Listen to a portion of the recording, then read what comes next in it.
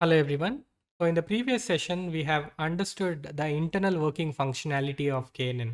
That is, we always come up with a neighborhood region for a specific test point or query point, the new customer in our case.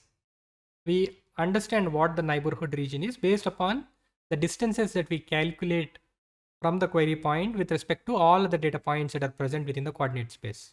Thereby, try to employ a majority voting scheme in the specific example that we are discussing and try and come up with a label for the prediction for that associated test query or test point or query point. That's how we have conducted this exercise.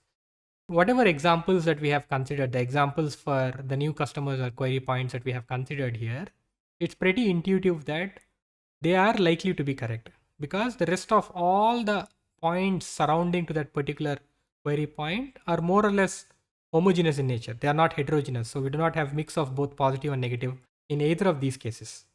A clear indication that whatever prediction label that we have for this specific query points are most likely to be correct. There could be specific scenarios where the KNN model might not perform better. We are going to discuss about a couple of such scenarios.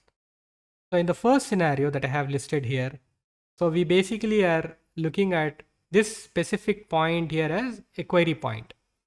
So if we carefully look at this specific query point, it is quite far away from both of these clustered data of positive and negative points. Though there is a clear separation in between positive and negative points, the query point is quite far away from both the groups that we are observing. So, and we also observe that it is pretty much equidistant. The distance between this query point and the nearest point in this particular clustered blue points and the nearest point in this clustered red points here, probably the distances that we have computed here is more or less equal. In such cases, if we come up with a specific neighborhood region, we probably might have these three data points here, though we might come up with a prediction label for this query point as red point, basically because there are a couple of red points and only one blue point here or one positive point.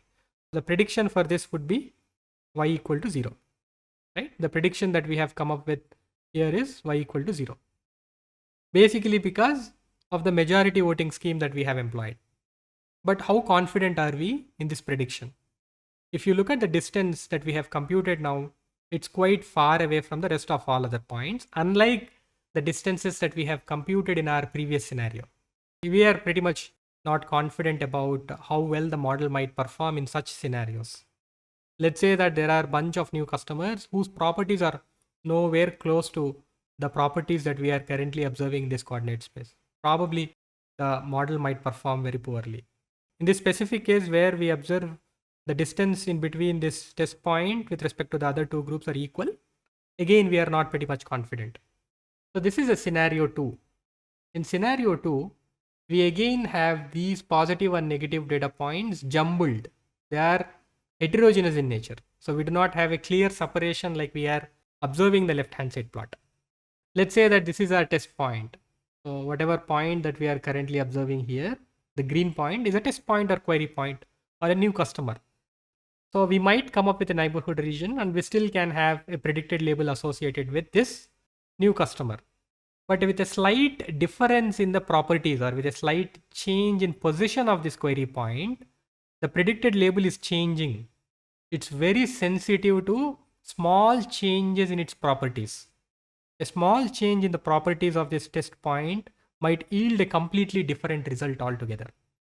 So whatever performance that your model might have, when fitted onto such kind of data, the performance might not be a good performance. Let's say that we are having 100 different new customers that have applied for a bank loan, and we are scoring for all these 100 customers. That is, we are generating predictions for all these 100 new customers. For such kind of data, for such kind of x1 and x2 representation, most of these cases or most of these predictions might come out to be wrong. Right? Only 30, probably 30 of 100 are classified correctly. Let's assume this is the case because of the kind of data distribution that we are currently observing here, right? So that overall accuracy that we attained here is 30 by 100. That is only 30%. The model was able to predict only 30% of times correctly. The rest all 70 new customers had misclassifications.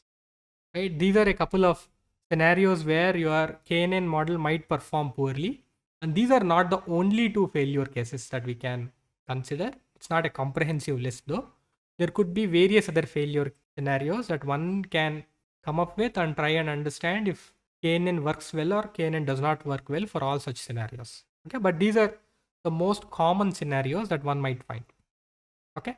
In the subsequent sessions, we are going to discuss about how we compute the distances. What are the different metrics that we use in order to compute the distances for every query point with respect to all the points that we have. We already are aware of what Euclidean distance is, but we have not gained an in-depth understanding about Euclidean distance. We are going to geometrically understand how we come up with a Euclidean distance formula. Also look at various other distance measures in the upcoming sessions to come. That's all in this particular session, and thanks for watching.